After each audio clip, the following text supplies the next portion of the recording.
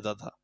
اب فرعون ان کے بیٹوں کو ذبح کیوں کرتا تھا، قرآن اس کی تصریح کہیں نہیں کرتا، نہ کسی حدیث تواتر کے اندر یہ بات ملتی ہے کہ فرعون ان کے بیٹوں کو کیوں مارتا تھا۔ ایک چیز مشہور ہے جو مفسرین بھی ذکر کرتے ہیں کہ اس کو نجومیوں نے یہ بات بتائی تھی کہ تمہار بنی اسرائیل میں ایک لڑکا پیدا ہوگا کہ جو تمہاری سلطنت کو ختم کر دے گا، اور اس لڑکے سے بچنے کے لیے فرعون تمام لڑکوں کو قتل کر دیتا تھا تاکہ میں اس لڑکے کی پیدائش سے ہی جو ہے وہ محفوظ ہو جاؤں، نہ وہ ہوگا نہ یہ مجھے تباہ کریں گے۔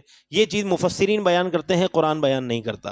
اور دوسری چیز جو سمجھ میں آتی ہے غور و فکر کرنے سے، مفسرین نے اس کو بھی ذکر کیا ہے، جیسے شیخ عبدہو نے اس کو ذکر کیا کہ بنی اسرائیل کی جو نسل تھی بڑی تیزی سے بڑھ رہی تھی، بہت تیزی سے ان کی نسل بڑھ رہی تھی، افزائش نسل کا جو ریشو تھا وہ زیادہ تھا ان کے اندر۔ تو فرعون کو یہ خطرہ لاحق ہو گیا کہ جتنی تیزی سے ان کی نسل بڑھ رہی ہے، ایسا نہ ہو کہ ان کا ایک بہت بڑا لشکر تیار ہو جائے اور میرے اوپر ہی حملہ کر دیں۔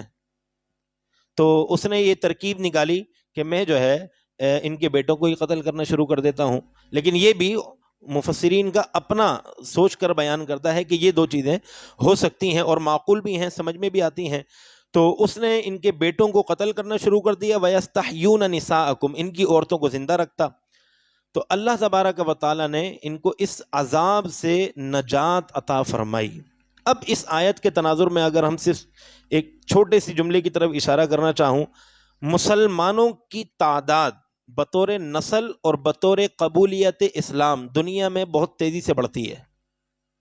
یہ جملے میں نے نوٹ کیجئے گا کہ مسلمانوں کی تعداد بطور نسلی مسلمانوں کی تعداد تیزی سے بڑھتی ہے، اور نمبر 2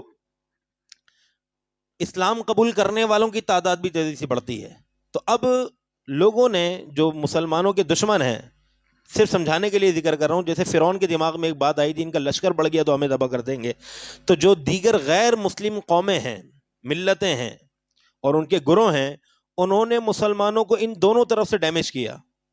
مسلمانوں کے دماغوں میں فیملی پلاننگ کے قوانین ڈالے اور مسلمان بڑی مزے سے اس کے پیچھے چل پڑے، بچے دو ہی اچھے اور ساری چیزوں کی طرف۔ خیر میں جس طرف اشارہ کرنا چاہ رہا ہوں آپ میں جو ہے اس کو محفوظ سمجھ بھی رہے ہوں گے۔ اور دوسری جو چیز تھی، اسلام قبول کرنے والوں کی تعداد بڑی تیزی کے ساتھ بڑھ رہی ہے، تو انہوں نے اسلام کو ٹارگیٹ کرنا شروع کر دیا، اسلام کے اثرات کو ختم کرنے کی کوشش کی، اور بدقسمتی سے مسلمانوں نے اس کو بھی قبول کیا۔ تو یہ در حقیقت فرعونی طریقہ ہے، جس طریقے پر آج غیر مسلم قوم مسلمان امت کو کم یا ختم کرنا چاہ رہے ہیں۔ دماغی طور پہ بھی مفلوج کر دو اور نسلی طور پہ بھی ان کو مفلوج کر دو۔ تو اس طریقے سے ہمیں بچنا چاہیے، محتاط ہونا چاہیے۔ آپ کتنی جو ہے وہ بدقسمتی کی بات ہوگی کہ ہمیں اندازہ ہی نہ ہو کہ ہمارا دشمن ہمیں کس جانب سے جو ہے وہ حملہ کر رہا ہے۔